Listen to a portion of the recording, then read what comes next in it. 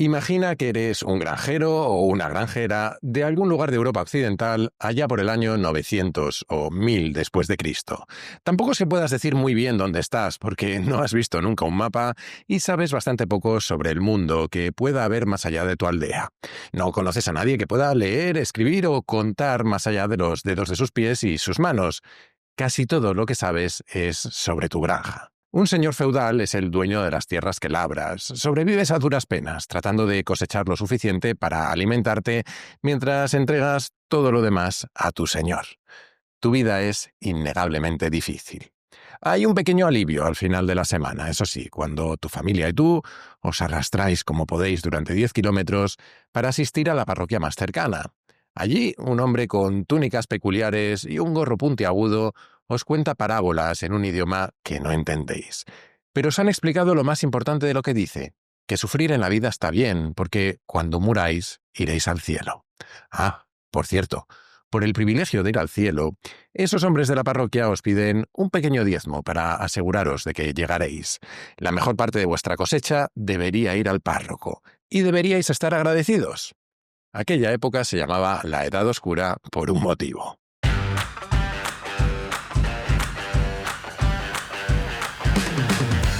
Soy Jaime Rodríguez de Santiago y esto es Kaizen, el podcast para mentes inquietas en el que te acerco a personas, a ideas y a técnicas fascinantes de las que aprender cada día.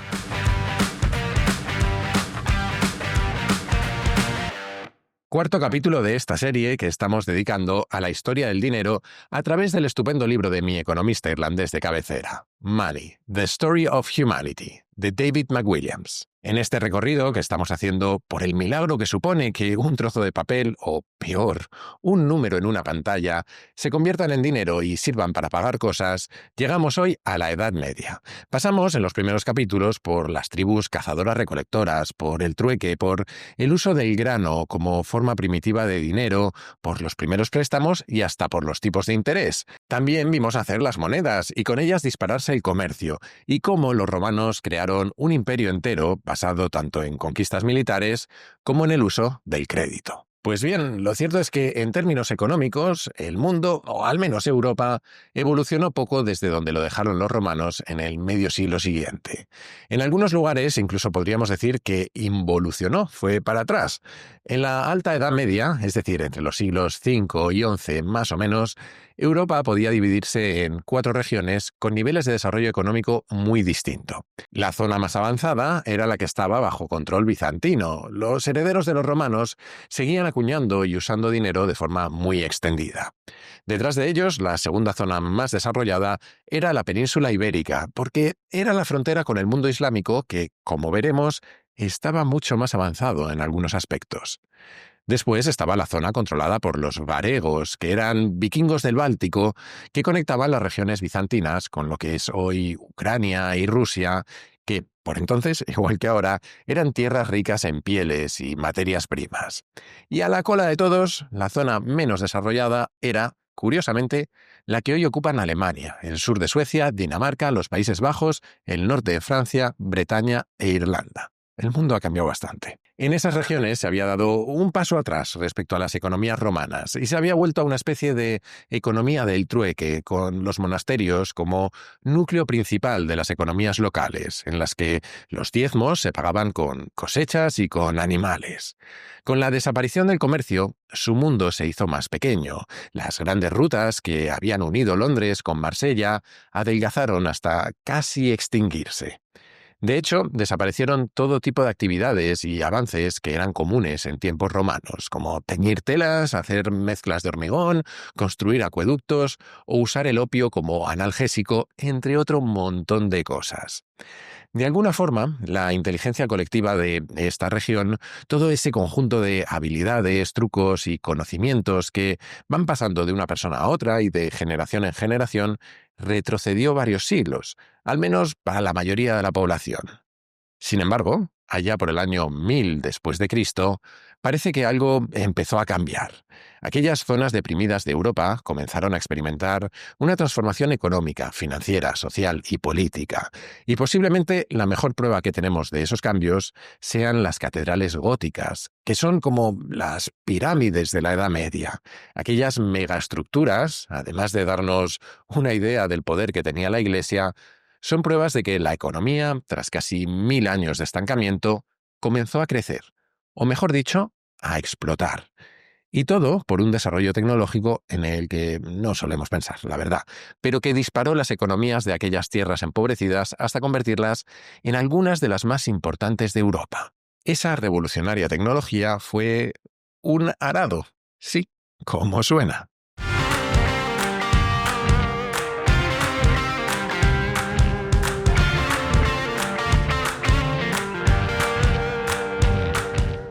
Durante siglos solo hubo dos formas de hacer crecer la economía: conseguir más gente o conseguir más tierras.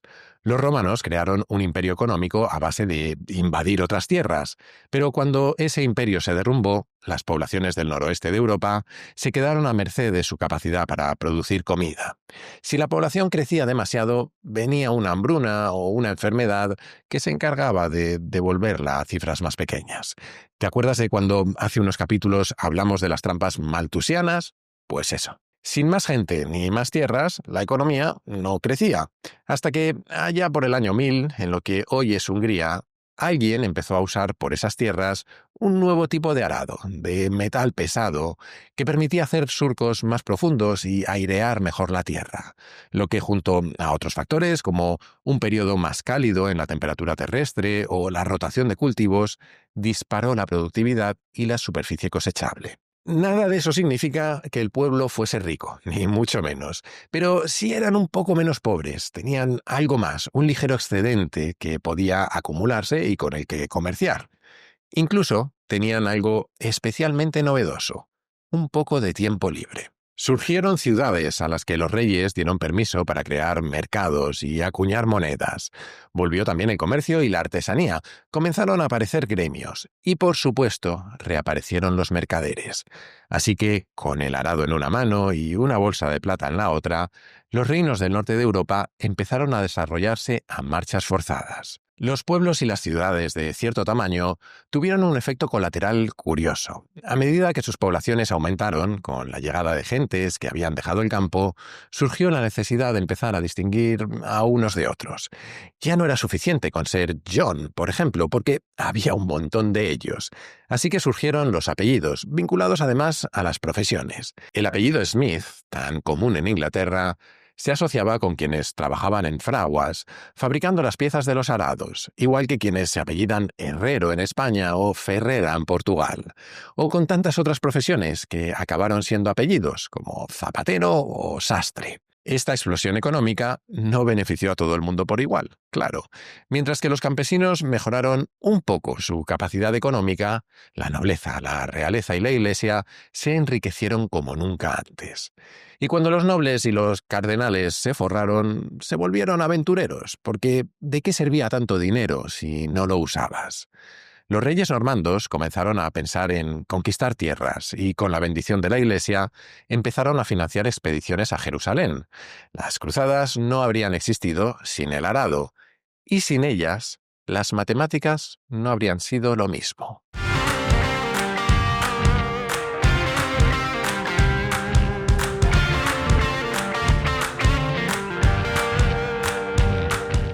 Los hilos de la historia de la humanidad se entremezclan de infinitas formas y dan lugar a algunas conexiones increíbles. Porque, ¿qué tienen que ver las cruzadas con las matemáticas? Llegaremos a ello, pero antes vayámonos al puerto siciliano de Mesina. En el verano de 1185, aquel puerto era un hervidero de actividad. Estaba lleno de comerciantes del Mediterráneo, de mercaderes árabes y de cruzados europeos que iban camino de Jerusalén. Se comerciaba con trigo, especias, cueros y cerámicas en todo tipo de monedas. Todos hablaban el idioma del dinero. Un italiano, conocido como Leonardo da Pisa, recorría aquel mercado maravillándose de cómo el comerciante árabe más básico podía calcular pesos, proporciones y precios con una capacidad que superaba a los europeos más formados. Tenían una capacidad casi mágica para contar en sus cabezas y tratar con números. Mientras los europeos usaban ábacos para contar, los árabes tenían una agilidad increíble para expresar cualquier cantidad en trigo, maíz o dátiles. Aceptaban todo tipo de monedas y calculaban el cambio de forma casi instantánea. Aquella misteriosa magia tenía un nombre: matemáticas. Apoyándose en un concepto desconocido para los europeos, el cero, los árabes podían contar grandes cantidades, pensar en balances positivos y negativos e incluso usar una nueva herramienta aún más poderosa: el álgebra, que, por cierto, la inventó un matemático árabe llamado Al-Khwarizmi, y no es casualidad que su nombre se parezca a la palabra algoritmo. Dicho de otra manera, los europeos usaban dinero y los árabes finanzas. El padre de aquel Leonardo da Pisa decidió que su hijo tuviese profesores árabes y aprendiera sus secretos, y armado con ese conocimiento, Leonardo, más conocido como Fibonacci, cambió las matemáticas europeas y con ellas la economía.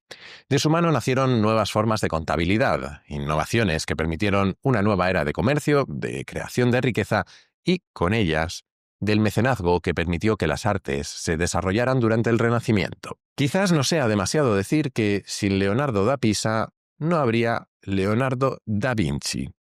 Es curiosa la relación de Occidente con el cero. Mientras los árabes lo usaban sin parar, el cero había sido rechazado por los cristianos y por las filosofías que los precedieron.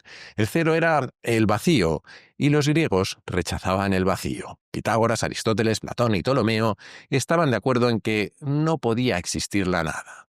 Occidente, por tanto, evitó el cero durante siglos, y cuando tu vida y tus matemáticas se basan en contar, como era el caso de los griegos o los babilonios, ir hasta el cero, o peor, a números inferiores al cero, es poco intuitivo. Para quienes tenían 2 vacas, pensar en vacas negativas era algo muy abstracto. Otras culturas, como la hindú, no tenían tantos problemas con el vacío o el infinito.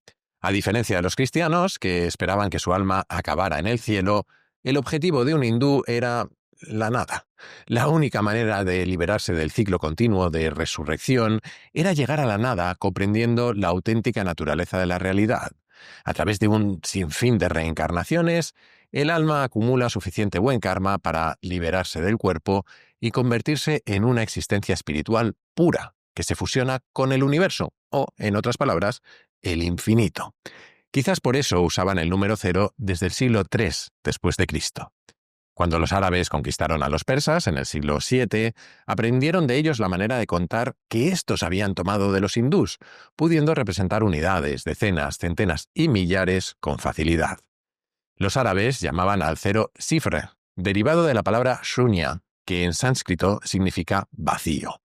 De esa palabra acabaron derivando 2 en castellano: cifra y 0. Pero volvamos a Sicilia, porque mientras cristianos y musulmanes se mataban en las cruzadas, los sicilianos simplemente abrazaron la idea de que sus puertos primero y sus tierras y sus gentes después eran un cóctel improbable de cristianos, árabes y bizantinos. Sus monedas, por ejemplo, tenían una cara en árabe y la otra en latín. Y fue en esa Sicilia en la que Fibonacci escribió el primer superventas de literatura de negocios, el Liber Abaci, el libro de los cálculos, con el que descubrió los secretos del álgebra a los mercaderes de toda Europa. Y mucho más importante, empujó a Occidente hacia un nuevo mundo. El mundo antiguo estaba lleno de conjeturas, de milagros y de adivinanzas. El mundo de Fibonacci se basaba en lo objetivo, lo cuantificable y lo empírico. Y hasta aquí el capítulo de esta semana. Kaizen y yo volveremos la que viene, pero como siempre te animo a suscribirte y recomendar el podcast allá donde lo escuches o veas, pero especialmente a tus amigos, que creo que es la mejor forma de que siga creciendo.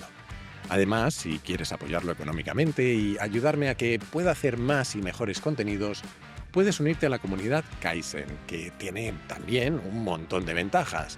Tendrás acceso a un foro en el que encontrarás a otros curiosos compulsivos, recomendaciones de cientos de libros y películas, tendrás acceso a contenidos exclusivos como los guiones del podcast y a un feed privado para escucharlo sin publicidad y antes que nadie.